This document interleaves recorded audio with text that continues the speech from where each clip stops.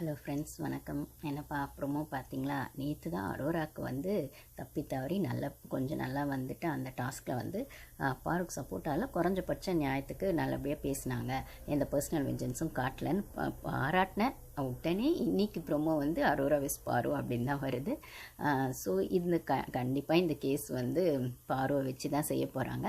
ஏன்னா அரோராக்கு சப்போர்ட்டாக வாதாடுறது விக்ரம். இந்த சைடு வந்து கமருதீனை ஏன் பாரு சூஸ் பண்ணாங்கன்னு தெரில. அவன் நல்ல நேரத்துலேயே வந்து அப்படி பண்ணுவான். ஒரு டாஸ்க்கும் புரியாது, ஒரு மண்ணாங்கட்டியும் புரியாது, ஒரு கேமும் புரியாது, ஒன்றும் புரியாது. இதில் அவனை வந்து வக்கீலாக போட்டு, அதுவும் அரோராக்கு எதிராக போட்டு அவனை வாதாட சொன்னால் அவன் வந்து சொதப்பி வைக்க போகிறான். இவங்க சீரியஸாக இந்த டாஸ்க் கொண்டு போகணுன்னு பார்த்தா அவன் வந்து சிரித்து ஒன்றும் இல்லாமல் ஆக்கிடுவான். அவன் இந்த பக்கம் பார்வை பார்த்தாலும் சொல்லி விடுவான், அந்த பக்கம் அரோராவை பார்த்தாலும் சொல்லி விடுவான். இதுக்கு நடுவில் விக்ரம் விக்ரம் எடுத்து வைக்கிற பாயிண்ட்டுக்கு நடுவில் இவன் என்னத்தை உளர போகிறானோ, எப்படி சொதப்ப போகிறானோ அப்படிங்கிற மாதிரி தான் இருக்குது. ஸோ இது கண்டிப்பாக பாருக்கு எதிராக தான் போக போகுது. அது பாருக்கு எதிராக போதா அப்படிங்கிறத விடவும் பாரு இதில் டவுன் ஆகிடக்கூடாது அப்படிங்கிறது தான் ஒரே விஷயம்.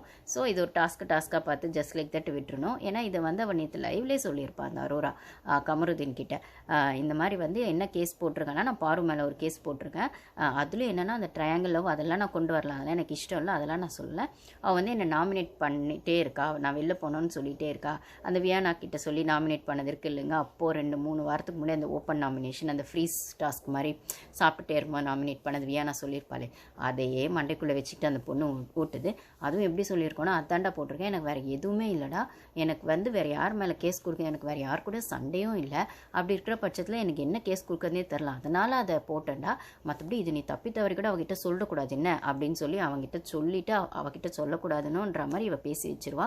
ஸோ அதுதான் இங்கே வந்திருக்குன்னு நினைக்கிறேன் அந்த கேஸு.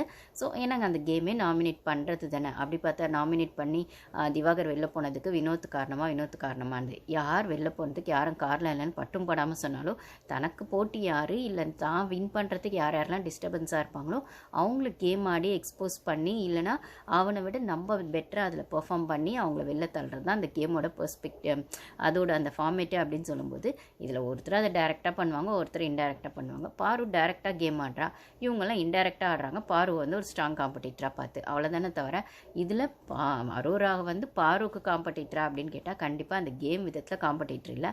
பட் ஆனால் அந்த லவ் ஆங்கிள் விஷயத்தில் அவளுக்கான ஒரு பாசிட்டிவ்னஸ் இருக்குது அப்படின்னு சொல்லும்போது இந்த இடத்துல அரோரா வந்து எனக்கு அதான் இப்போ இந்த கேஸ் விஷயங்களே வந்து பார்த்திங்கன்னா எல்லாரும் சொல்கிறது வியானா கூட கேஸ் இருக்கா அப்படி இப்படிலாம் பேசும்போது, நான்லாம் அவ்வளோ பெரிய ஆகலப்பா, அவ்வளோ கேஸ்லாம் நான் வாங்கலை, அப்படியே வாங்கினாலும் என்ன